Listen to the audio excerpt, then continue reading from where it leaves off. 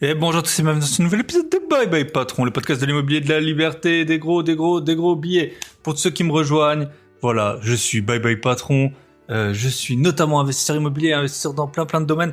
Si vous voulez en savoir plus sur moi, vous pouvez écouter mon épisode du 27 décembre, 1 million, comment j'ai acheté 1 million d'euros d'immobilier en 2022. Et sinon, voilà, j'ai pour objectif chaque année de beaucoup voyager et c'est le cas. En ce moment, je suis à Madère, il fait beau, le soleil brille. J'ai pas encore été dans la mer, mais ça ne saurait tarder. Voilà, ça fait vraiment du bien en janvier de se sortir de la grisaille du reste de l'Europe. Et puis les gens, ils sont sympas, on mange bien, c'est pas cher. Voilà, la vie est belle. On se demande pourquoi est-ce qu'on passe pas l'hiver en entier sur place. Mais bon, en général, on a pas mal d'autres choses à faire pour faire des gros billets. Voilà. L'an dernier, j'avais pour objectif d'aller dans 10 pays par an. Cette année, je pense que ça va être pareil. Et pour les investissements, je vous avoue que je suis en plein la tête dedans dès lors que je suis pas en vacances. Et donc, on verra pour le décompte. Et quand on est investisseur, notamment, et ben même si on est au soleil, voilà, il y a des moments où il faut un peu travailler. J'ai payé mes concierges, on a fait un super mois de décembre sur un appart là. Vous savez, on parle en renta, je pense qu'on a fait 3% de renta en un mois. Sur un appart en LCD. Donc merci aux concierges. En plus, ils ont géré. Il y avait une fuite d'eau dans un des appartements. Donc c'est normal de les payer super rapidement. Pour le reste, ben voilà, je suis en train de meubler 2 appartements et de finir les chantiers. Je vous avoue que je m'en occupe également. Et puis à ce podcast, j'ai commencé à 8h30 du matin à faire cette petite intro. C'est comme ça, voilà. On s'arrête pas quand on aime ce qu'on fait. Et ben c'est jamais du vrai travail, mais c'est sûr qu'il faut y consacrer du temps. Cette semaine, on n'a pas une invitée, mais 2 invités, à savoir Corinne et Mélanie, plus connues sous le nom des Comelles sur les réseaux.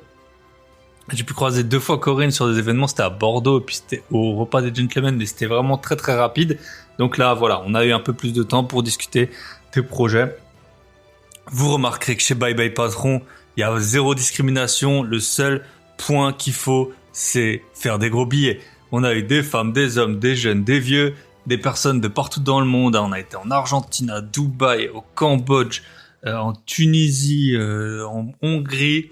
Voilà, si vous avez des investisseurs aux 4 coins du monde, on a été aussi au Canada. Et d'ailleurs, mon associé, avec qui on s'occupe du Club Invest, il est en train d'acheter un appartement au Canada. Donc maintenant, le Club Invest, donc pour ceux qui ne le savent pas, Club Invest, c'est on a un petit groupe d'une dizaine de membres maximum avec qui, enfin, on les aide qui on aide, voilà, et on accompagne pour acheter des biens immobiliers. Et donc maintenant, le Club Invest, il est dans 3 pays, enfin, sous peu, il sera dans 3 pays. Voilà, on sera investisseur, Michel et moi, en tout dans 3 pays. Et dans, je sais pas combien de villes, mais dans pas mal de villes. À la ville, à la montagne, dans plusieurs endroits. Donc c'est top, ça fait plaisir, hein. Bon, après, le Canada, je le laissais à Michel parce que moi, le froid, c'est pas trop mon truc. Voilà. Par contre, si vous connaissez des investisseurs francophones, je précise, qui sont investisseurs à l'étranger, et ben j'adore toujours prendre connaissance des marchés, des spécificités. Donc n'hésitez pas à me les partager. Ça me ferait super plaisir. J'ai pas eu d'investisseurs en Suisse. Je sais que c'est compliqué, par exemple. L'Espagne, j'ai un épisode dans les tuyaux. Ça fait longtemps et il va bientôt être publié. Mais voilà, j'avais décidé il rentre pas dans ma grille de programmation pour le moment, et surtout il faut que je le réécoute en entier pour faire des petites coupes. Et voilà. Donc ou au Portugal, ben là je suis, hein. Donc si vous avez des investisseurs au Portugal, en Afrique, en Asie, que sais-je, voilà, ça m'intéresse. Donc on va voir avec Corinne et Mélanie, on va voir plein de trucs parce qu'en fait elles ont dit Bye Bye Patron, enfin elles ont vraiment pas mal d'activités et c'est très intéressant de voir leur père, comment elles fonctionnent, comment est-ce qu'elles fonctionnent également avec leur conjoint. C'est toujours un point qui est critique, hein. Quand on est investisseur, il faut que le conjoint il soit au moins pas un frein, si ce n'est qui vous accompagne, c'est l'idéal. Et ben voilà. C'est tout ce que j'ai à vous dire. Non, je rigole, j'ai d'autres trucs à vous dire. Déjà, merci pour l'épisode de la semaine dernière que j'ai publié avec Paco. J'ai eu beaucoup de retours. Pas mal d'auditeurs, je pense, apprécient Paco, et à juste titre, hein. Il est vraiment, je pense que c'est vraiment une personne qui est, il est franc, il est transparent, il est honnête. Il est aussi sur pas mal de secteurs d'investissement. Enfin, il a des invités qui sont sur des secteurs assez spécifiques. Donc voilà, j'ai eu beaucoup de partages en story. Le problème des stories, je sais pas si vous le savez, mais c'est que c'est impossible à retrouver quand j'ai été tagué. Et donc, quand je suis à droite à gauche, j'ai pas toujours l'historique. Par contre, j'ai eu 2 avis sur Apple Podcast. Merci à Amissad. Les podcasts de Bye Bye Patron sont d'une grande valeur. Bravo à toi. Et bravo à toi pour ce super commentaire. Et de Antoine Blanc, de loin, mon podcast préféré sur l'investissement IMO. Si vous voulez entendre votre nom, que votre nom soit entendu par des milliers de personnes, vous savez ce qu'il vous reste à faire, vous allez sur Apple Podcast, vous me laissez un commentaire. Sinon, 5 étoiles sur Spotify. Merci à tous, ça fait toujours super plaisir. Et j'ai eu aussi des petits messages privés, notamment de Senta Boy 27. Il avait aussi un business de vélo comme moi dans l'épisode dont je vous parlais sur les 1 million. Merci également à Iselis Pessoa, voilà, qui m'a fait un bon retour sur les podcasts. À Grégory PRT qui suit mon conseil de toujours relancer les gens quand ça avance pas. S'il faut, il faut vraiment que vous deveniez leur premier problème et leur principal problème. Et c'est comme ça que c'est comme ça que ça avance souvent. Et à Jean-Jean qui m'a convié à ce que on se rejoigne en voyage. Il est libre géographiquement. Il m'a dit, tu me rejoins quand tu veux, où on se rejoint ensemble. Et ben, écoute, ça va faire super plaisir. On va essayer de s'organiser ça à un moment, mais au soleil, hein, pas par la neige, ni sous la pluie. Voilà. Et voilà, avant de démarrer, si vous voulez faire des gros billets avec moi, enfin tout seul, mais avec moi, voilà, vous avez compris, vous allez sur mon site www.grosbillets, bien sûr, au pluriel.com. Vous avez le lien dans la description du podcast, lien dans ma bio Insta. Et puis sinon, vous m'écrivez un message et je vous transfère le lien. Vous avez ma formation négociée pour faire des gros billets. Mon autre formation, un dossier bancaire en béton. Les deux, elles coûtent moins cher qu'un billet EasyJet. Elle est pas belle la vie. Et en plus, c'est un pré-anniversaire parce que je vous l'ai pas dit, mais la semaine qui va, durant votre semaine d'écoute, ce sera mon anniversaire. Voilà. Et dans les deux formations, ce qui change par rapport aux autres formateurs, déjà, vous le savez, hein, c'est que déjà, j'achète vraiment des biens. C'est pas comme tout le monde. Et en plus, vous pouvez m'appeler gratuitement une fois, c'est inclus. On peut discuter de votre projet, on peut discuter de votre stratégie de négociation. Parfois, il faut négocier, parfois, il faut pas négocier. Cette semaine, on a Damien du Club Invest. Là, il a sûrement trouvé un bien. Ça fait quelques semaines qu'il cherche. Là, il a une opportunité à un prix inférieur au prix du marché pour un bien refait. Donc, on s'est mis d'accord tous les deux pour qu'il négocie pas. Parfois, il faut pas négocier, il faut juste y aller quand c'est rentable, quand c'est moins cher que tout le reste des biens que vous avez visités. Parfois, on peut négocier quand même, mais c'est rare et souvent, il faut pas négocier si c'est déjà une bonne affaire à la base. Voilà, on va pas essayer de gratter encore 1000, 2000, 3000 euros pour ensuite qu'elle nous passe sous le nez. Enfin, chacun ses objectifs. Si vous pouvez acheter qu'un bien, bien sûr, il faut le poncer au maximum. Si votre stratégie, c'est d'en engranger au moins un pour commencer, puis après on voit, ou alors d'en engranger beaucoup par an, comme moi, j'avais pendant des années de 5 biens par an, et dès que c'est rentable, hop, on achète, et puis après on verra. Voilà, intro, je voulais qu'elle soit super courte, quand même 8 minutes 20. Je vous souhaite une très bonne écoute avec Corinne et Mélanie. Comme toujours, vous pouvez me faire un retour, noter sur Apple Podcast, partager en story, ça me fait super plaisir. Et la semaine prochaine, je vous le cache pas, vous n'êtes pas au courant, mais ce sera l'épisode 100 et donc forcément on aura des invités très spéciaux. L'épisode est planifié mais pas encore enregistré, il sera enregistré la veille de mon anniversaire.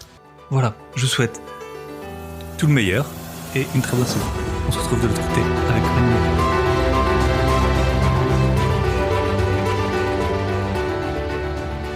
Et bonjour à tous ou bonsoir, bienvenue dans ce nouvel épisode de Bye Bye Patron. Et aujourd'hui, c'est la première fois, je pense que j'ai un épisode à 3. Donc j'en ai fait en live à plus que ça, j'en ai fait beaucoup à moins que ça. Donc on est accompagné de Corinne et Mélanie, aka Comel sur les réseaux. Comment ça va? Hello, ça va. Ça va, on est en forme. Ouais. Voilà. En plus, vous faites d'une pierre deux coups, parce que moi, j'essaie un peu de respecter une sorte de parité. J'ai aussi des invités de partout dans le monde. Et bien sûr, des femmes, quand on est un homme, on a plutôt un cercle d'hommes. Donc, quand j'ai des femmes, je suis content. Cette semaine-là, l'épisode qui a été diffusé, c'était avec Amani. Je pense que vous la connaissez. Et là, voilà, d'une pierre deux coups. D'un coup, c'est bon, j'ai deux femmes, donc je vais avoir deux points de vue. Voilà, c'est toujours utile, je trouve, d'échanger. Chacun a un peu sa sensibilité. Du coup, j'aime bien pour commencer, vu que le podcast s'appelle Bye Bye Patron, que les invités racontent une petite expérience insolite professionnelle qui seraient pas fait forcément ou qu'elles n'auraient pas fait toute leur vie. Donc, je sais pas, Mélanie, si tu veux commencer. Ouais. Je vais démarrer. Donc déjà, merci pour l'accueil. Alors, pour la petite histoire insolite, moi, j'ai testé pas mal de petits business parallèles pour me faire des revenus complémentaires, dont un que je peux partager aujourd'hui. Avec ma sœur, je m'étais associée pour faire des petits biscuits personnalisés. Donc c'est très cool sur le papier. On s'est dit allez, vas-y, on lance notre première commande. On a eu deux ou trois commandes avec des clients. On était très contents. Et en fait, au moment de produire les biscuits, donc ma sœur est pâtissière, donc c'est elle qui produisait les biscuits, mais il fallait bien que quelqu'un les emballe. Donc, en fait, c'est tout bête, mais on avait une grande table à la maison et on avait, je sais pas, une centaine de biscuits à devoir emballer un par un. Et en fait, un par un en plus. Ah oui, parce que c'était personnalisé forcément. Tout à fait, à la main, sans machine, sans rien. Et là, tout de suite, j'étais en mode automatisation. Je me suis dit mais jamais je vais pouvoir faire ça toute ma life, c'est pas possible. Et malheureusement, j'ai tenu le business 3 semaines. Du coup, voilà, 3 semaines. Voilà. C'est vrai que les boulots à la main. Moi, j'avais fait un job d'été. C'était chez un mandataire, le judiciaire, qui liquidait les sociétés, et je devais envoyer 2000 lettres à tous les créanciers pour dire qu'ils auraient pas d'argent. Donc, je devais la plier en 3, la mettre dans une enveloppe. Après, j'avais plus de peau sur la phalange là. Enfin, horrible. Donc voilà, c'est sûr qu'on n'automatise pas. Voilà. Et toi, Corinne, t'as un petit métier? Toi, c'était plus récemment, non? Ouais. En fait, alors j'arrivais plus à souvenir si c'était fin 2020 ou fin 2021. On s'est rendu compte avec nos petits calculs du comptable qu'on allait passer LMP. Et du coup, avec mon chéri, on s'est dit bon, pour pas passer LMP, on va augmenter nos revenus. Donc, on s'est mis à prendre des petits boulots d'intérim en plus de notre job. C'était fin 2020, je crois. Et du coup, on est allé bosser à l'OL, puisqu'on vit à Lyon, donc l'Olympique Lyonnais, qui en fait a une énorme boutique qui vend plein de produits dérivés. Enfin, t'imagines même pas le nombre d'articles qu'ils vendent et de références. Et donc, c'était pour le Black Friday. Et donc, c'était pas de nuit, mais à 3 ou 4 heures du mat, on commençait. Fallait mettre en rayon, quoi. C'est ça, je pense. Non, tu prépares les commandes. Donc, c'est-à-dire qu'en fait, tu reçois une commande avec des références, tu vas dans les rayons chercher les références, en sachant que, genre, il y a 1 million de t-shirts différents, donc faut pas te compter de références. Et après, tu emballes. Donc, tu emballes dans des sacs plastiques, tu emballes dans des cartons, tu emballes dans plein de trucs différents et tu affranchis et ça part à l'expédition. Voilà. Donc, j'ai fait ça plusieurs nuits de suite. Donc, la première nuit, ça va. Au bout de la troisième nuit, t'es complètement cramé. 3 heures du mat.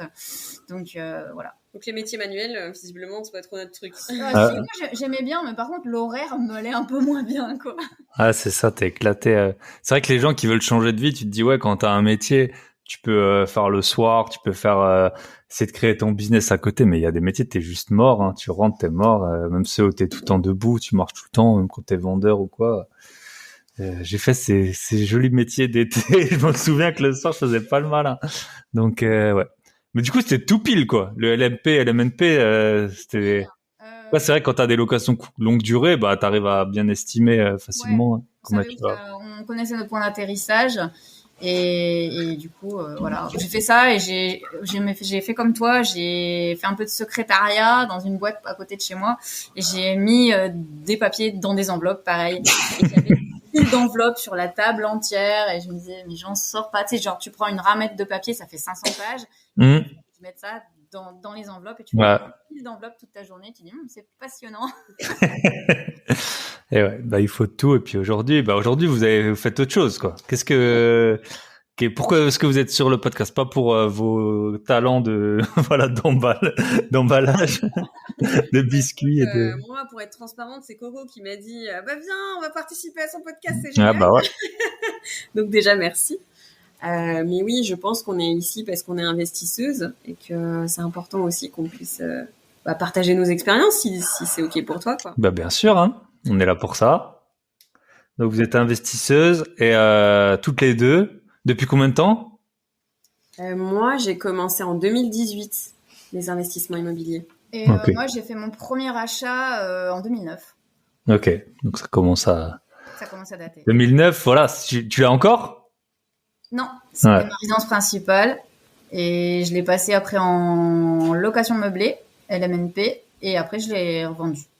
Ouais. Parce que c'est vrai que 2009, parfois, ça paraît hier. Tu te dis, ah, mais en fait, j'aurais remboursé plus de la moitié de l'emprunt maintenant.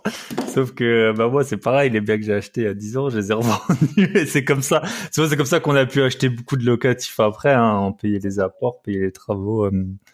Ok, top.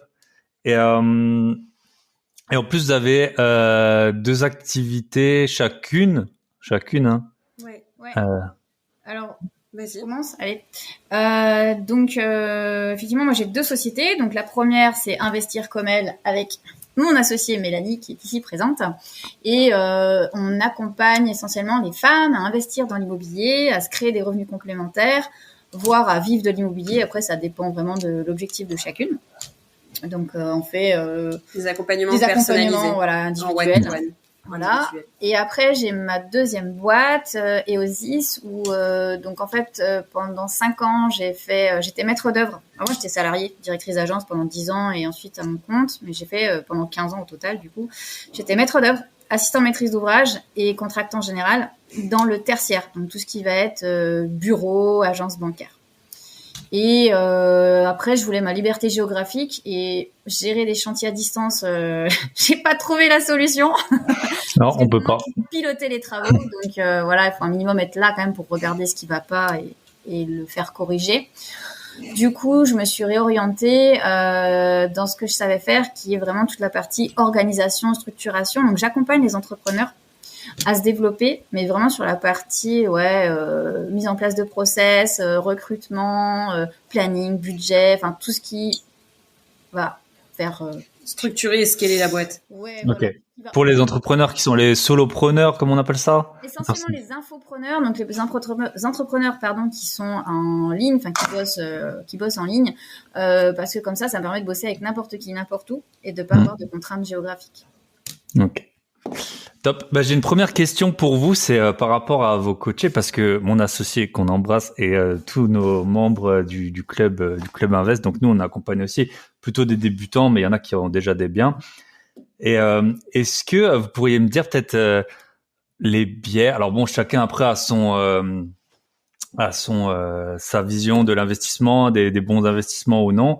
En fait, nous, de ce que j'ai pu voir chez nos membres, hein, qui réussissent, qui ont tous réussi à trouver des biens. Mais en fait, il y a 2 biais. Il y en a qui ont peur de tout et il y en a le plus souvent, alors c'est chez les hommes en tout cas, peut-être les femmes c'est différent, c'est un peu des têtes brûlées, donc qui ont pas d'appartement et qui vont sur des immeubles où il faut tout refaire.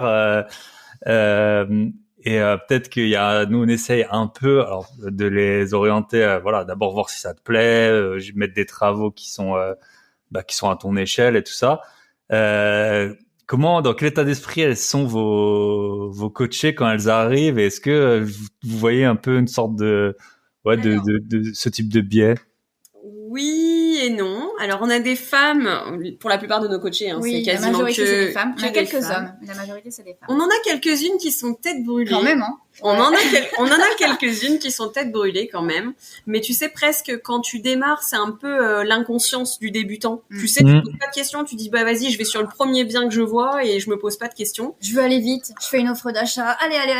Voilà. Et après, en fait... Et en fait, la renta, elle est pas au rendez-vous et là on se dit ah merde, en fait ça va pas. Mais c'est pas grave parce que ça permet de tester aussi, de se lancer, parce que quand on est trop, timide et qu'on a peur, qu'on reste dans les doutes, etc., on passe pas à l'action et ça met un peu plus de temps.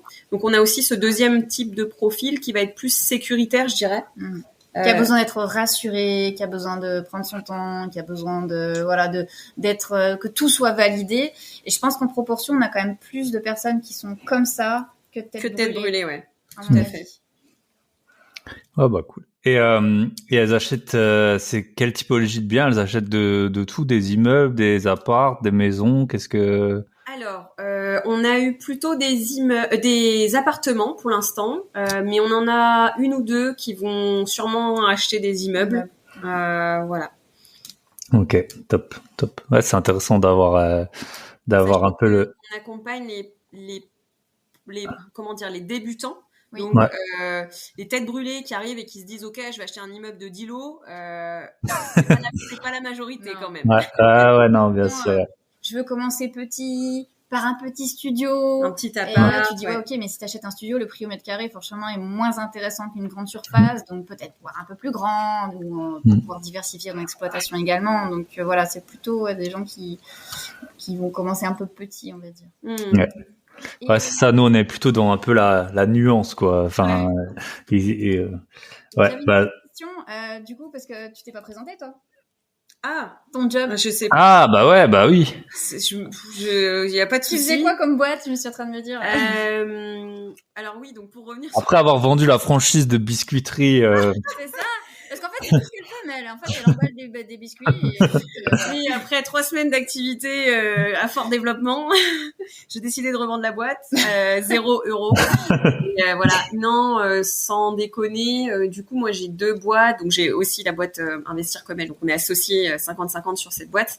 Et ensuite, j'ai une autre boîte qui s'appelle eWell où je fais de la prestation de service du closing pour des infopreneurs.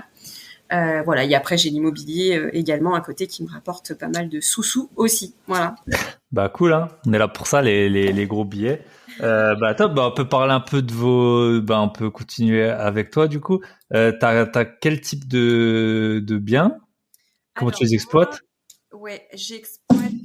J'ai 3 colocations sur Lyon et un garage. C'est vrai que je l'oublie tout le temps ce garage, mais j'ai un garage. Pourtant ça tombe, hein. C'est un peu, ça fait plaisir quoi. C'est toujours. Ça, c'est la petite somme en plus qui fait plaisir. Ouais. Ouais. Tout à fait, tout à fait. Puis mine de rien, si tu le revends, bah, ça fait un petit billet de 15 000 qui rentre dans la poche, donc c'est cool. Et ensuite, j'ai un immeuble de rapport à Mâcon, qui est une commune au nord de Lyon. Et là, je suis en train de faire l'acquisition. Je touche du bois. Je suis encore sur l'attente de, voilà, je suis sur le financement, l'attente des offres d'achat d'un immeuble de 5 lots. Ok. Et à Lyon, il y a des plafonnements. Je connais pas bien. Il y a des pour les colocs. Il y en a. Qui fâche tout de suite ou comment ça se passe? Ouais, tout à fait. Il y a Encadrement des loyers. Il y a un encadrement des loyers qui est tombé. Ça nous fait pas trop plaisir, mais effectivement, ça fait partie du game maintenant. Ok. Et c'est par rapport à la surface de l'appartement, c'est pas par chambre et tout ça. Ouais. Et c'est un encadrement, enfin, c'est un prix qui est fixé par mètre carré ou c'est tu peux pas augmenter ton loyer de plus que tant? C'est par mètre carré. Hein. Oui. Ok, donc il faut déplacer l'immeuble à Vénissieux ou à. C'est ça. C'est ça la technique. Et c'est des 3 chambres, hein, tes colocs. Ah, mes colocs. Alors, mes colocs, j'en ai une de 3, une de 4, une de 3. Ok. Voilà. Et t'as combien de salles de bain? À chaque fois une, je suppose. Alors, pour celle de 3, j'en ai une. Et pour celle de 4, j'en ai 2. Ok. Donc c'est intéressant de voir parce que c'est compliqué de trouver des biens avec tu l'as créé la deuxième salle de bain ou elle était déjà? La deuxième salle de bain, c'était une grande chambre et du coup on s'est permis de créer effectivement une chambre avec salle de bain du coup. Ok. Parce que c'est vrai qu'à 4 sur une seule salle de bain, à moins qu'elle soit grande, mais bon, néanmoins c'est un peu juste quand même. Ah, c'est ça. Tout le monde se lave les dents en même temps et tout le monde veut prendre sa douche en même temps quoi. Donc voilà. Donc ouais, 3 je pense c'est la limite. J'ai entendu, je crois que c'était ce week-end à Bordeaux là, j'ai entendu quelqu'un qui avait une coloc de 4. Mais il disait bon voilà, après c'est toujours une question de prix aussi hein, ça dépend du prix que tu proposes. C'est peut-être ça le plafonnement des loyers la solution. Voilà, une salle de bain pour 3 apparts. Ouais. Et puis ouais. Ok. Et l'immeuble, tu fais de la courte durée ou tu fais de la longue durée dedans? Écoute, on va l'exploiter en courte durée. Je dis on va parce que là, on est sur la fin des travaux sur cet immeuble que j'appelle le bébé immeuble, qui est connu sous ce nom-là puisque c'est un immeuble de 2 lots qui est tout petit. Et oui, on va l'exploiter en location courte durée. Donc, j'ai encore pas fait ce type de location. Donc là, ça y est, je vais pouvoir partager les mêmes problématiques que toi. Ah ouais. Ouais, les joies de la courte durée. Il y en a plein, hein. On a tout eu. On a eu les prostituées, le concierge qui nous payait pas, les concierges nuls. Ça coûte beaucoup plus cher encore que les Mac. Et après, on a des très bons concierges, mais c'est pas pour ça que on n'a pas des clients qui sont complètement allumés. Hein. Il y en a toujours. On avait fait un épisode sur les joies de la courte durée. Donc ouais.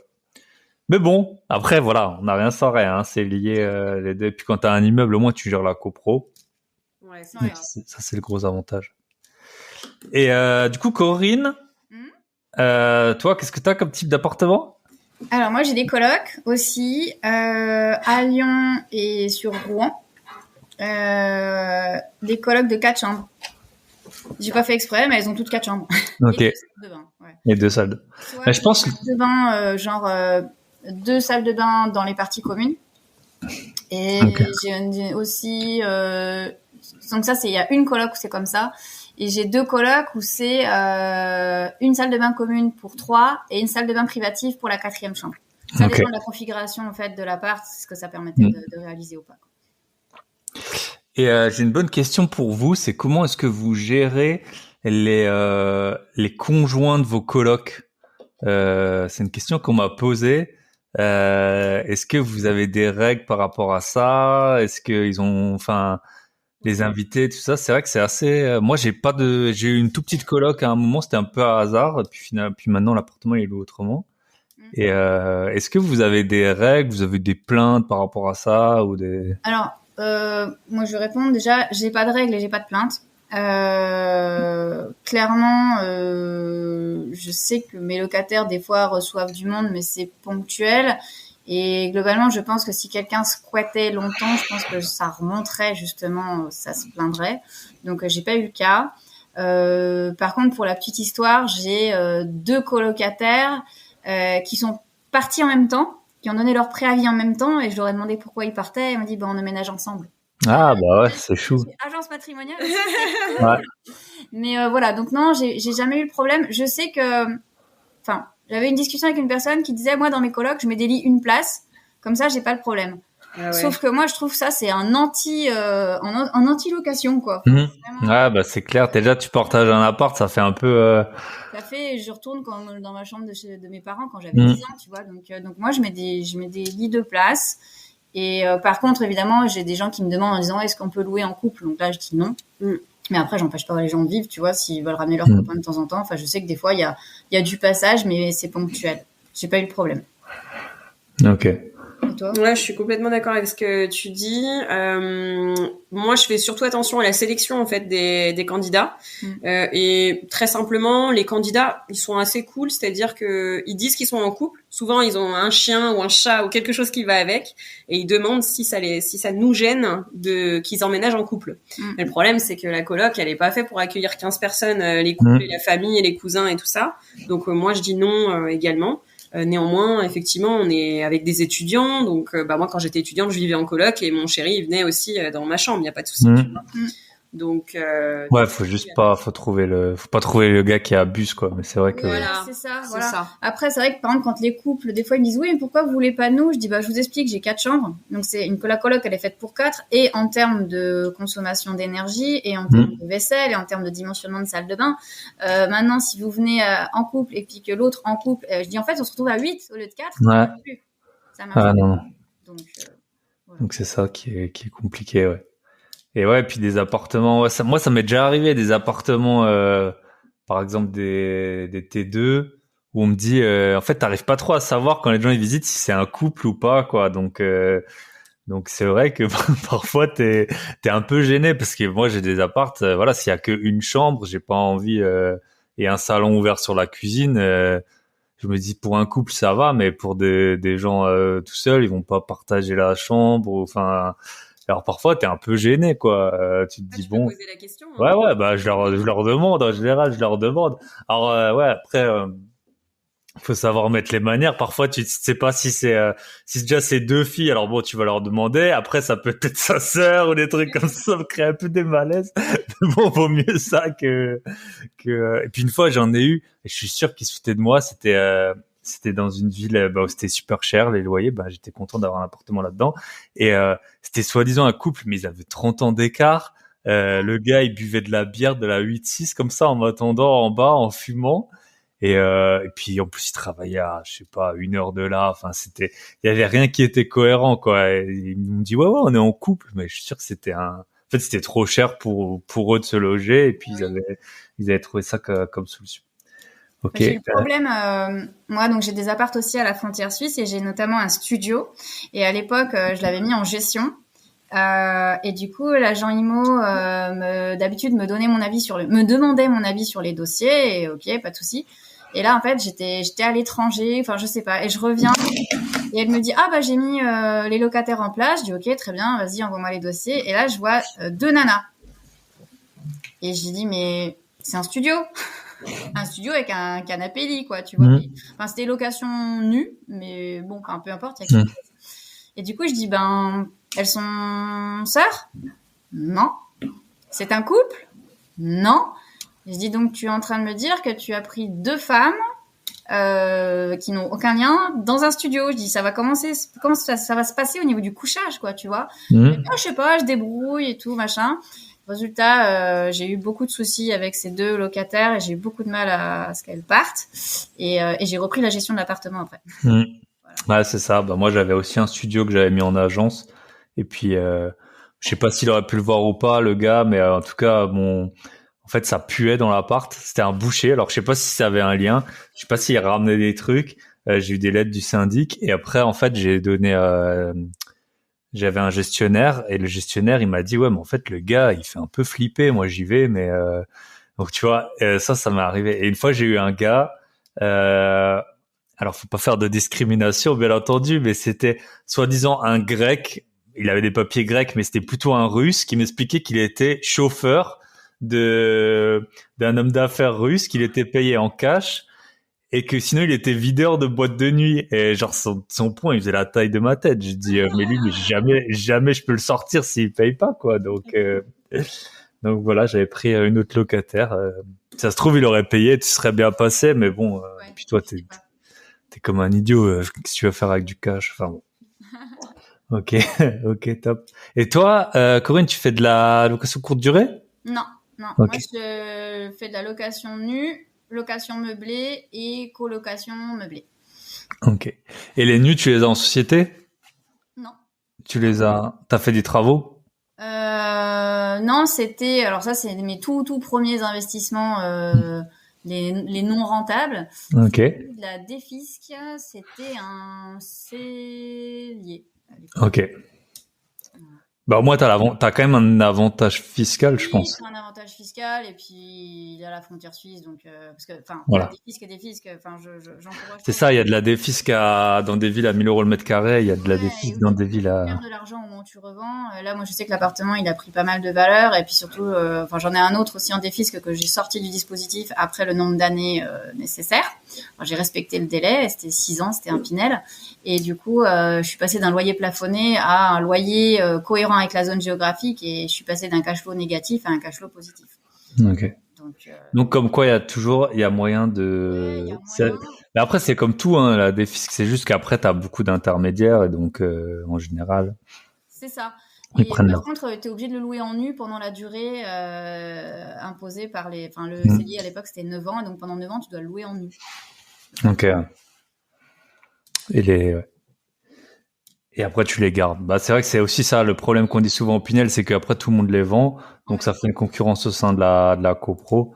Ouais. Si tu les gardes, si tu changes l'exploitation et tout, c'est... Je me suis posé la question, très honnêtement, d'arbitrer en disant, OK, est-ce que je le vends parce qu'il avait déjà pris de la valeur? Donc, pourquoi pas.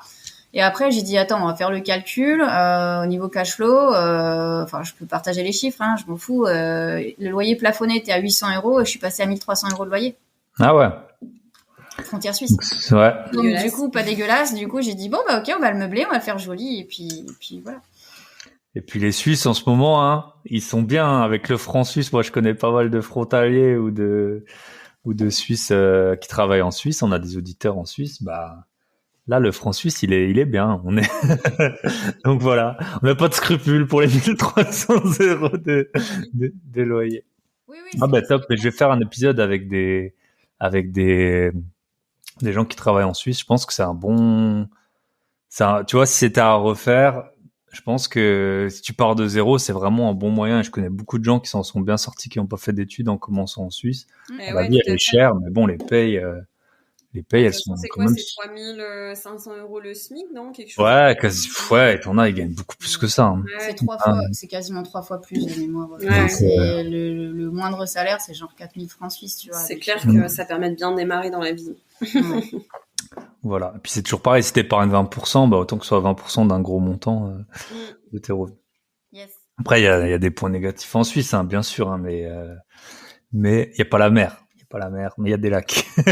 Mais ouais. Mais ouais, c'est en tout cas voilà, c'est je pense pour démarrer quand on a faim, c'est un bon moyen si vous n'avez pas trouvé de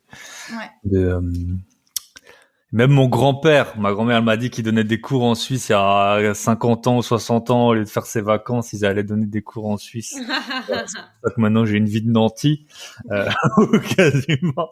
Voilà. OK, top.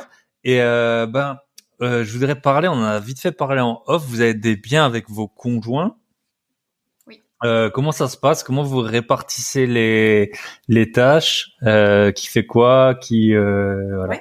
Notre fonctionnement avec mon conjoint Olivier, c'est le suivant, donc c'est toujours le même. Donc moi, je chasse les biens parce que j'aime bien aller sur le terrain, j'aime bien rencontrer les agents immobiliers, j'adore le réseau, j'adore discuter avec des gens que je connais pas. Moi, ça me gêne pas du tout, j'aime beaucoup ça. Donc c'est moi qui chasse. Derrière, c'est souvent moi qui trouve les contacts pros en fait, du style les personnes qui font les travaux ou les décorateurs, etc. Parce que je me sers beaucoup de mon réseau en fait pour ça. Et ensuite derrière pour la recherche de financement, on fait ça ensemble. Donc systématiquement on va voir les banquiers ensemble. Donc ça fonctionne bien parce que bon forcément vu qu'on investit à deux et qu'on est les deux présents. Ça fonctionne bien. Et puis derrière, par contre, c'est lui qui s'occupe de la gestion des travaux parce que c'est pas mon dada. Moi, je suis plutôt sur la phase en amont du projet, en fait. Et après, la gestion au démarrage, donc c'était moi qui la faisais. Et puis en fait, on s'est rendu compte qu'il était un peu plus carré que moi. Et donc du coup, c'est lui qui a pris la gestion. Et puis à terme, ce sera lui qui gérera l'ensemble du parc immobilier. Il se rémunérera avec le parc. Voilà. Ok. C'est assez clair. C'est ça, c'est bien d'avoir t'as un peu le good cop, bad cop là parfois avec l'artisan. C'est vrai que c'est assez, c'est très bien d'avoir ça et d'avoir quelqu'un qui est exigeant. Et après toi, parfois derrière, tu peux un tout petit peu arrondir et au final, t'as un truc qui est bien, et puis t'as un artisan qui est bien, et puis. Ouais, tout à fait. Ouais. Puis même en termes de gestion des locataires, tu vois, quand il y a des problématiques, c'est plus moi qui vais y aller pour la discussion, pour comment dire, l'aspect relationnel humain. Par contre, effectivement, pour la gestion derrière, entrée, sortie, bon, c'est quand même moi qui fais la vérification des loyers. je me suis pris quand même la vérification des loyers, tu sais, pour être sûr que ça rentre. Mais sinon, c'est bien lui le pilier de la gestion, je dirais. Voilà. Ok. Ah bah super intéressant.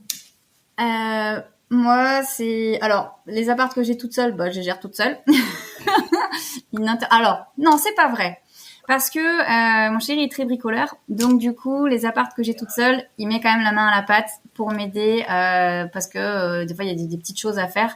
Pas les gros travaux, là, on prend des entreprises, mais des petits trucs, tu vois, d'entretien. Là, c'est lui, il adore ça, donc il m'aide là-dessus. Et après, les biens qu'on a ensemble, alors grosso modo, la recherche, c'était plutôt moi. Alors, j'étais chasseur immobilier pendant une période, donc ça aidait aussi pour trouver les biens. Donc la recherche c'était moi. Il y a même un bien où je l'ai un peu harcelé pour qu'il vienne visiter parce qu'il m'a dit c'est bon, tu l'as visité, je te fais confiance. Je fais non, tu viens le voir quand même avant la signature s'il te plaît. Donc il me fait confiance. Et puis les premiers biens c'est plutôt moi qui poussais, si tu veux, qui voulais vraiment investir dans des biens rentables. Après la partie dossier bancaire, clairement c'est moi. Toute la partie paperasse c'est moi. Monter le dossier. La présentation au rendez-vous bancaire, c'est pareil, on y va à deux, mais c'est plutôt moi qui lead aussi. Après, la partie travaux, ça va plutôt être lui. Encore, ça dépend parce que, moi, j'étais aussi beaucoup dans les travaux, donc on n'a pas la manière on voit pas les mêmes choses en fait. Donc, on est assez complémentaires au niveau des travaux. Ça, et après la gestion locative, au départ, ça a été essentiellement moi, mais plus sur la partie état des lieux d'entrée, état des lieux de sortie, inventaire, tout ça, ça le saoule mon chéri, donc moi je le fais. Par contre, sur la partie plus relationnelle, un peu comme toi, c'est plus lui qui va intervenir. J'ai tendance à perdre patience plus rapidement que lui et à être moins dans la discussion, dans l'échange que lui.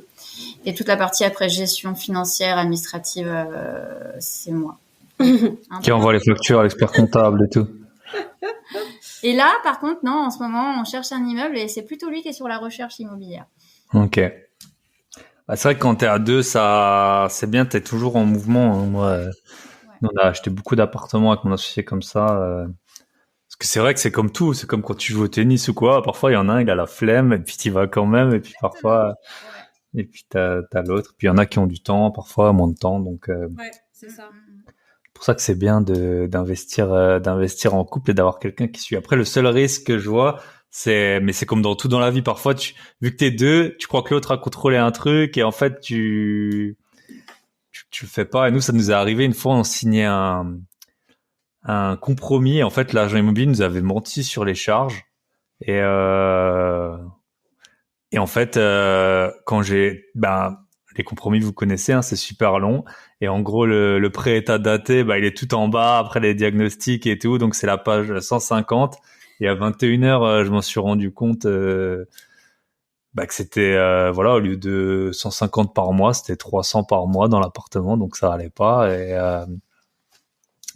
heureusement, ça se trouve, mon dossier, il l'aurait aussi vu. Mais tu vois, c'est un peu un truc. Il est 9h, tu te dis, bon, lui, il a déjà lu. Puis en fait, ça se trouve, il se dit la même chose. Bon, moi, j'ai lu le compromis, j'ai les diacs, j'ai regardé les résumés, et puis donc voilà, c'est vrai que c'est toujours bien de quand même faire les choses carrées quand t'es à deux, hein, et de tout faire. Mais après, parfois, il y a des inefficacités, des inefficiences, hein, donc c'est comme ça. Mais c'est une belle aventure à partager à deux. Des fois, il y a des loupés, il y a des mais je croyais que c'était toi qui faisais. Ah ouais, Il faut le temps de se cadrer aussi au début. Puis de voir où t'es bon et où t'es pas bon aussi, quoi. Que ce soit d'ailleurs avec ton conjoint, si c'est ton conjoint, ton associé ou un autre associé en fait. Ouais. Il faut le temps de se découvrir, de voir les forces et les faiblesses de chacun pour pouvoir ensuite se dire ok, toi tu fais plutôt ça et moi je fais plutôt ça. Ah, c'est ça. Nous, on est en train là de, juste au moment où je vous parle, on est en train de vraiment un peu structurer. Là, j'ai décidé qu'on fasse une fiche par appart. C'est tout bête, mais quel étage il est, quelle porte c'est, la personne de contact du syndic, le locataire. On a des garages et du coup les garages. Parfois, ça se t'oublie. Enfin, le numéro. Enfin, en fait, moi, souvent les garages, je les loue en mettant une pancarte sur l'immeuble, donc tu retrouves plus sur le bon coin les contacts, t'oublies les SMS et tout, donc et au début tu crois que tu t'en rappelles, t'as un bien, 2 biens, 3 biens, 4 biens, puis en fait au bout d'un moment t'oublies, hein, franchement, même mes locataires au bout de 2-3 ans tu les reconnais pas, hein, franchement, je sais pas. Donc voilà. Et je rebondis juste sur votre coloc en couple. Moi, je dis toujours de prendre des gens moches, parce que ça marche mieux, ils ont moins de risques de se mettre en couple. Après, il y en a quand même qui trouvent, hein, faut faire gaffe. Mais voilà, les moches restent plus longtemps. Donc voilà. Ok, top. Si vous voulez, on peut juste switcher sur vos activités dans l'infoprenariat, du coup à toutes les deux, hein. Peut-être comment vous vous êtes formé à ce sujet et puis un peu décrire vos activités. Si tu veux, on peut commencer par le closing. Ouais, comme ça. Le closing, en fait, c'est tout con. Enfin, j'avais jamais pensé faire cette activité, hein. C'est juste que. Donc, on peut peut-être présenter le closing, c'est en gros faire un peu la. Le closing, en fait, si tu veux, c'est être commercial pour des infopreneurs. Ça veut dire quoi? Ça veut dire que les prospects sont apportés par un tunnel de vente qui est réalisé par l'entrepreneur, enfin l'infopreneur, et toi, tu es en dernière ligne un peu. Voilà, en dernière ligne, tu reçois les prospects, je dirais tièdes, ouais. Voilà, et tu prends contact avec eux et ensuite tu les orientes sur telle ou telle formation en fonction de leur profil. Voilà. Okay. Ça, c'est le métier du closing. J'y étais pas du tout destinée. Après, j'ai quand même un profil de commercial quand même à la base, mais j'étais pas destinée à ça. Moi, je voulais monter une boîte, je savais pas dans quoi. Puis à l'époque, j'avais un infopreneur qu'on connaissait toutes les deux en commun. Avec Coco qui s'appelle Yoni, le marchand de biens, et en fait il était tout seul dans sa boîte, il n'arrivait plus à tout gérer. Il m'a dit vas-y aide-moi, j'ai dit bah oui moi je veux bien, qu'est-ce que je fais? Bah vas-y traite les mails. J'ai commencé comme ça à traiter les mails et puis après de fil en aiguille on a structuré la boîte et donc maintenant j'ai cette mission d'orientation des clients. Voilà. Ok, top. Et ça te prend combien de temps? 2 jours. 2 jours par semaine? Ouais. Ok, ouais, c'est quand même prenant, quoi. Enfin, il y a quand même beaucoup de prospects, hein. Ouais, tout à fait, ouais. 2 jours par semaine et 2 jours par semaine sur Investir comme elle, avec Coco. Ok. Et vos élèves, comment vous les appelez? Vos élèves, vos pépites, Nos membres. vos membres. Vous les suivez comment? C'est à quel rythme? Alors, on les suit en coaching personnalisé, donc Mhm. en visio, parce qu'en général, ils viennent un petit peu de partout ouais. en France. Et on les suit à un rythme d'une fois par mois pour suivre l'investissement pendant 6 mois, en fait. Si tu veux, on fait un coaching mensuel pendant 6 mois. Voilà. Ok. Et on a Donc Et oui, on a des coachings. Alors oui, j'ai pas précisé, effectivement, on fait pas que ça. Non. On a aussi un coaching de groupe par mois et une masterclass avec un expert par mois. Donc Ok. vraiment, ça c'est pour la montée en compétences. Et après nous, on va les titiller sur les freins personnels en one-one, quoi. Ok. Ouais, super, très intéressant. Et vous faites du coup la zone de recherche. Enfin, vous commencez vraiment de zéro, quoi. De la zone de recherche jusqu'à la signature. Avant, on commence sur le mindset et la préparation des finances. Ok. Avant de commencer la recherche IMO, en fait. Bah ouais, parce que si on est endetté jusqu'au cou, c'est compliqué, hein. C'est vrai que nous, on a eu des prospects. C'est la première question qu'on leur pose, c'est est-ce que vous pouvez vous endetter? Parce que sinon. Ben, c'est exactement ça, en fait. C'est la première question qu'on pose et on va même plus loin que ça. C'est que on se dit, OK, pour quelqu'un qui a des finances, est-ce qu'il sait les gérer correctement? C'est-à-dire, est-ce qu'il sait ce que c'est qu'une épargne? Tu vois, déjà? Parce qu'on nous apprend pas ça à l'école, hein, clairement. Donc, est-ce que t'épargnes déjà, tout simplement? Et puis ensuite, après, la vision de l'investissement, tu sais, est-ce que tu sais ce que c'est qu'un emprunt? On commence vraiment depuis la base, hein, franchement, voilà. Ok. Et toi, Corinne, du coup, ton activité, comment ça t'est venu? Alors, c'est une très bonne question parce qu'effectivement, il y a 1 an et demi, Parce que ça, on fait pas d'études, hein, pour d'études. En gros, si tu veux, fin 2021, j'en avais marre de mon activité de gestion de projet tertiaire. Ça faisait 15 ans que je faisais ça, mais je savais pas trop quoi faire d'autre. Et en fait, on avait rejoint un incubateur, donc un programme d'accompagnement pour développer Investir comme elle. Et dans cet incubateur, on a découvert le principe des profils visionnaires et intégrateurs. Et le profil de visionnaire, c'est un entrepreneur qui a plutôt la vision, donc du coup beaucoup d'idées à la seconde, mais qui du coup à un moment part dans tous les sens. Je fais des schémas, hein, c'est très résumé, mais voilà. Et non, mais c'est intéressant. Ça, c'est un visionnaire. Ouais, T'appelles ça? c'est plutôt visionnaire. Donc c'est quelqu'un qui va être ultra moteur, qui va avoir plein d'idées, donc qui va être très novateur, mais qui par contre peut s'éparpiller. Enfin, souvent s'éparpille et part un peu dans tous les sens. Et le profil intégrateur est plutôt quelqu'un qui va être doué pour organiser, structurer et mettre en place quelque part les idées du visionnaire. Et du coup, c'est un duo qui fonctionne très bien. Et en rejoignant cet incubateur, on nous a dit mais vous avez trouvé, vous vous êtes trouvé en fait. Donc Mélanie est plutôt visionnaire et moi je suis plutôt intégrateur. D'accord. Et en fait, dans l'incubateur, il y avait comme pour les biens. Comment? Mélanie, elle trouve les biens et après son mari, il fait. C'est exactement ça, en fait. Ouais. Et si tu veux, dans cet incubateur, en fait, il y avait beaucoup d'entrepreneurs. La majorité, peut-être 90%, c'était des visionnaires qui avaient besoin de profils comme le mien. C'est-à-dire que le visionnaire va être plutôt sur le why, sur le pourquoi, et moi, je suis plus sur le comment. Comment on fait? Ok, mais concrètement, du coup, comment tu fais là pour mettre en place les choses? Et en fait, du coup, j'ai rencontré mes clients un petit peu comme ça, avec d'autres infopreneurs qui cherchaient leur intégrateur, et donc je suis devenue consultante comme ça. Ouais. Voilà, pour eux. Et quelque part, c'est quelque chose qui avait du sens parce que comme j'étais directrice d'agence pendant 10 ans, en fait, je faisais de la gestion d'équipe, des plannings, des budgets, je gérais un centre de profit complet, mais j'avais jamais mis ce mot là-dessus, tu vois, ce terme, ça me parlait pas. Et ce qui est marrant, c'est que quand j'étais directrice d'agence, je faisais tout le développement commercial et je n'aimais pas ça. Mais j'étais obligée de le faire. Et là, l'intérêt, c'est que du coup, tu fais pas le développement commercial, c'est pas ta partie. Et ça, c'est cool. C'est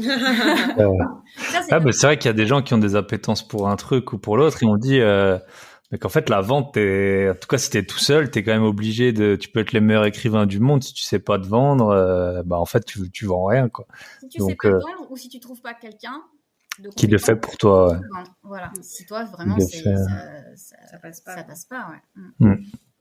Ouais, j'ai regardé, il y a un reportage sur Wirecard, là, je sais pas si vous avez suivi le scandale d'une boîte allemande qui a brûlé 2 milliards d'euros. En fait, c'était ils étaient plus gros que la Deutsche Bank à un moment en capitalisation, alors que c'était une start-up en gros. Et en fait, c'était ça. T'avais un gars qui avait l'idée banque et ils ont trouvé, mais en fait le gars qui allait trop loin, quoi, le commercial qui a survendu le truc et puis au bout d'un moment en fait il a vraiment il y a carrément des magouilles payer des journalistes et tout, mais tu vois où en fait peut-être que justement il y avait une dissonance entre le gars un peu carré et puis l'autre qui a eu des ambitions jusqu'en haut, parce qu'en fait faut suivre aussi, hein. Si t'as un gars qui vend trop ou qui vend pas assez, il faut aussi une sorte de cohérence, quoi. Et puis faut être certain, je pense, pour l'intégrateur, le challenge, c'est aussi de se dire, OK, est-ce que ce qu'il a vendu, on est en capacité de le produire aussi, tu vois? Est-ce que c'est vraiment ce qu'on va livrer au client derrière, quoi? Ouais, c'est ça. Donc, ouais. Et du coup, c'est pour des infopreneurs, tu recrutes quel type de tu le sais, je pense qu'ils ont des prestataires plutôt, ils ont pas vraiment des... Alors, il y a les deux. J'ai bossé avec des infopreneurs qui travaillaient qu'avec des prestataires. Parce que le passage de recruter des salariés, c'est encore un autre step, si tu veux. Mais j'ai aussi bossé avec des gens qui avaient déjà des salariés. Où là, t'as la gestion, enfin, le management, on va dire, n'est quand même pas le même entre personnes salariées et prestataires. Parce que, en plus, salarié, en général, c'est des temps pleins. Prestataire, c'est tu gères un nombre d'heures par semaine, par prestataire. Donc, c'est pas la même approche, ouais. Et c'est quoi comme enfin, ils font quel métier? C'est des graphistes, des financiers? Ou les personnes non, les personnes que tu recrutes, enfin, les prestataires, des monteurs. Monteur vidéo, community manager, copywriter, assistante administrative, assistante tout. En fait, assistante, je fais tout. La geek de l'équipe ou le geek. Ouais, voilà. Le prestataire informatique qui va aussi gérer les outils type, System.io, Kajabi, tu vois, un expert technique. Ça peut être aussi responsable relations presse, ça peut être commercial, enfin tous les profils en fait. Et puis des personnes chefs de projet aussi qui font de la production de dossiers. Ok.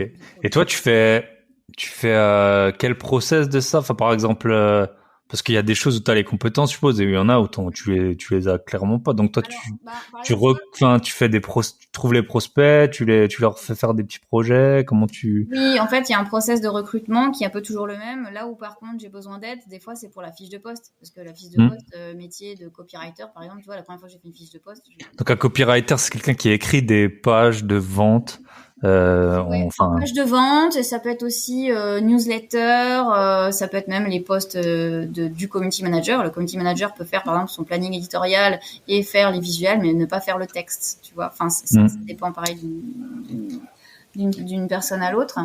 Et après, sinon, c'est process de recrutement avec différents entretiens pour pouvoir sélectionner la personne. Ça reste, si tu veux, le même principe que ce que je faisais quand j'étais directrice d'agence, sauf que tout se fait par Zoom, en ligne, il n'y a pas de rencontre physique, quoi. Okay. Ça reste un peu le même métier. Ok, top. En tout cas, on voit que c'est un bon moyen que toutes les deux vous avez trouvé en fait en peu de temps. Enfin, il y a des gens, ils veulent se lancer dans leur société, et puis en fait, tu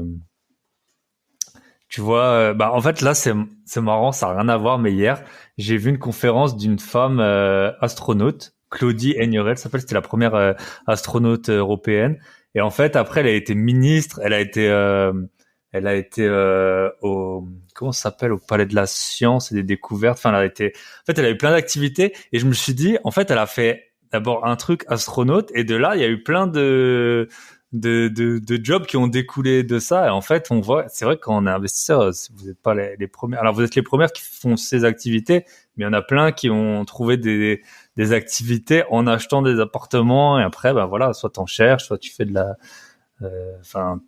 tu recherches des biens pour d'autres gens. Quand t'es trop endetté, tu fais de la sous-loc, tu fais de la conciergerie, tu fais de la...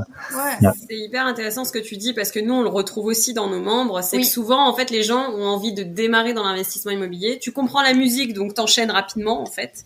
Tu te dis, OK, vas-y, je passe sur le deuxième, le troisième, etc. Et après, dans ton esprit, tu te dis, OK, je choisis soit d'avoir un gros patrimoine pour potentiellement me rémunérer avec, soit je commence à développer des activités entrepreneuriales, et en fait, ça va de pair systématiquement. Dans un sens. enfin, d'abord entreprendre après investir, ou investir après entreprendre, mais dans un sens comme dans l'autre, ça, souvent, c'est lié. Et nous, on considère que l'investissement immobilier, c'est de l'entrepreneuriat. C'est une forme d'entrepreneuriat. Bien sûr. Mais ça reste une gestion de projet de A à Z. Et, c'est ça, t'as une gestion de projet, l'objectif c'est de faire de l'argent, voilà, c'est... Ouais, tu gères des gens, tu maîtrises tes coûts, voilà. C'est ça, l'optimisation. Essayes de louer le plus cher possible. Pour faire des gros billets, comme tu dis. Voilà, pour faire des gros billets. Non, c'est top. Et puis moi, je fais des podcasts, hein. J'ai pas acheté des apparts avec l'idée de faire des podcasts au début, hein. Donc voilà. Je pense qu'on a fait un bon petit tour. J'ai des questions de fin. Okay. Je sais pas si vous vouliez rajouter un truc. En général, quand je pose cette question, les gens ils disent non. Donc, est-ce que, alors, qu'est-ce que j'ai comme question? J'essaie de changer de tente. Okay. Est-ce que, qu'est-ce qui fait là pour vous deux qui fait que votre business vous êtes qui fonctionne et que vous êtes dans ces business là en ligne du coup de closing et de intégrateur? Qu'est-ce qui fait que ça fonctionne? En quoi on peut être bon ou moins bon? Qu'est-ce que si tu arrives à faire un truc, ça marchera bien, et sinon non? C'est une très bonne question. Moi je dirais déjà la passion. En fait, il faut que tu kiffes ce que tu fais, hein, parce que sinon tu le fais mal et puis tu tiens pas sur la durée. Donc, moi je dirais ça déjà en priorité. Après, si t'aimes quelque chose et que t'es pas formé, tu te formes. Je dirais en deuxième point, c'est la formation. Franchement, avec Internet maintenant, tu peux te former sur tout et n'importe quoi, gratuit ou pas gratuit d'ailleurs. Enfin voilà. Et c'est ça. Et puis après, il faut trouver la mission aussi. De toute façon, in fine, il faut que tu trouves le client. Donc voilà. Ouais. Moi, j'ajouterais peut-être la zone de génie, en fait. Oui. En quoi t'es bon? En quoi t'es bon? En quoi t'es bon? Parce que du coup, en fait, ce qui te paraît facile, souvent paraît pas facile à d'autres personnes. Je le vois avec Mel. Moi, j'adore Excel. C'est tellement facile pour moi. Et je vois Mel, elle est allergique à Excel et je comprends même pas comment c'est possible. Et du coup, tout ce qui est tableau, budget, planning, tout ça, ça la saoule. Ouais, ça me saoule en fait. Et moi, ça me demande aucun effort. Donc, je pense que c'est intéressant à un moment de s'orienter vers sa zone de génie plutôt que se forcer à faire un truc que t'aimes pas et où t'es pas bon et où tu t'éclates pas. Enfin, ça rejoint le kiff, quoi. Et après, je vais même peut-être partager une petite pépite, c'est que en fait, il faut te rémunérer cher là où t'es super bon. Et c'est très difficile parce que là où t'es super bon, ça te paraît facile. Et tu te dis, tout le monde peut le faire, jamais personne va me payer pour ça. Et en fait, c'est vraiment ça le switch à faire dans ton cerveau, à te dire, ok, ça c'est hyper facile pour moi, donc faut que je me fasse payer très très cher. C'est un très bon point. C'est vrai que quand on le tourne dans ce sens, et c'est pour ça qu'il y a beaucoup de gens qui ont des scrupules moi, je fais ma petite pub, voilà, je suis sur mon podcast. Vu que j'ai une formation sur comment négocier des appartements, c'est vrai que j'ai fait des offres un peu massacrées, j'ai gagné des dizaines de milliers d'euros sur des biens.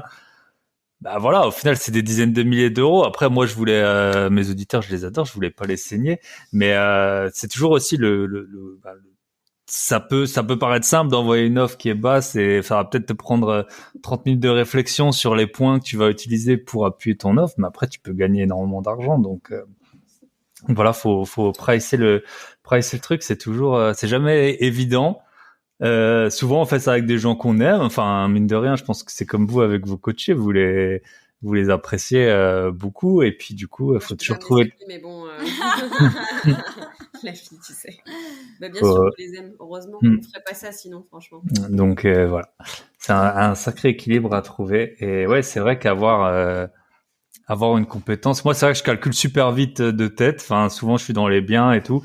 Je calcule vite. Et c'est un point qui m'est super utile dans plein de domaines, mais dans d'autres domaines qui le seraient pas du tout. Et puis, les gens qui arrivent pas à calculer, je vois que c'est compliqué pour eux tout est plus compliqué. C'est ça, ouais. Après, il y a d'autres trucs, par exemple, je peux te partager un truc. J'ai réussi à identifier que un de mes points forts, c'était d'avoir une vision globale.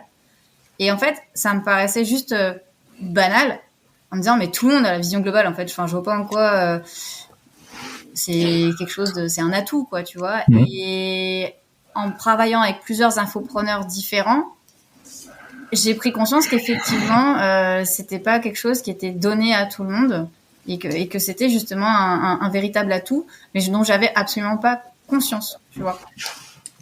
Pour moi, tout le monde raisonnait comme moi. Ouais, bah en fait non. Comme et vu que vous êtes, j'ai 2 femmes, visiblement j'ai lu et moi je suis sûr de ça. Vous le savez peut-être pas parce que je l'ai appris à quelqu'un récemment. En fait, que les femmes, elles ont la vue vraiment plus large que les hommes, et que les hommes, ils ont plutôt une vue focus, on va dire. Et ça fait que, par exemple, parfois il y a des embrouilles de couple parce que l'homme il trouve pas un truc dans le frigo ou dans un tiroir. Et visiblement, c'est la biologie qui est faite comme ça. Et si vous voyez une belle fille dans la rue, votre femme l'a vue bien avant vous, donc faites pas genre de pas l'avoir vue parce qu'elle l'aura vue bien avant. Ok, bah je pense que c'était vraiment un bon point sur justement ces atouts qu'il faut vraiment. Il y a un bon livre que j'ai jamais lu, Strengths Finder, là, que tout le monde recommande. En fait, c'est l'inverse de l'école. À l'école, c'est plus simple d'avoir. Strengths Finder, soit avec les 5, soit avec les 34. Ouais. Il y a un bouquin aussi? Ouais, il y a un bouquin que j'ai jamais lu d'ailleurs. Parce que nous, on a fait le test justement en ligne pour connaître tes 5 forces. Et c'est intéressant aussi d'aller voir il y a 34 compétences et d'aller voir la dernière parce que c'est là où t'es le plus nul. Du coup, c'est intéressant aussi de savoir ça. Et c'est vrai qu'on l'a fait. Et nous, on est pareil, on est ultra complémentaires. Ouais. C'est vrai que c'est un bon point de le faire en plus à 2 comme ça. Vous voyez qui peut faire quoi et à qui ça coûte plus qu'à un autre de c'est ça. Bah écoutez, je pense qu'on a fait un bon tour. Je trouve que c'est bien et que ça sert à rien de mettre une question standard. J'étais super content de vous avoir. Si on veut vous retrouver, Investir comme elle sur Instagram. Sur Insta et vous avez une chaîne YouTube aussi. Ouais, j'ai vu Investir comme elle, COMELS. Voilà. Ouais. Comme elle. Et vous avez vu Nathalie, Oui. parce que je l'avais sur le podcast et j'avais regardé pour préparer l'entretien, j'avais regardé votre vidéo. Tout à fait. Eh ben, merci beaucoup. Ballaruc-les-Bains. Ballaruc-les-Bains, voilà, capitale mondiale des stations thermales et du cash flow. Ballaruc, en fait. Ouais, c'est ça. Voilà. J'aimerais bien une fois y aller et voir, je suis sûr que tout le monde connaît Nat. Nathalie, mais ouais, mais c'est la présidente La de maison des Ballaruc. Lauriers. Voilà. Ok, bah on l'embrasse et bah je vous souhaite une très bonne soirée et puis à très Merci bientôt. à toi. Allez, bye bye. À bientôt, ciao. Et voilà, on arrive au terme de cet épisode. J'espère qu'il vous aura plu, que Corinne et Mélanie auront su vous inspirer et vous donner des pistes pour vos futurs investissements ou vos futurs projets professionnels. Comme toujours, pensez à partager. L'épisode est fini, vous n'aurez plus aucune valeur là. Vous pouvez partager, vous pouvez mettre pause, partager. Et si vous voulez faire des gros billets, allez sur le site www.grosbillets.com. Bonne semaine à tous et on se retrouve la semaine prochaine avec l'épisode 100. Bye bye.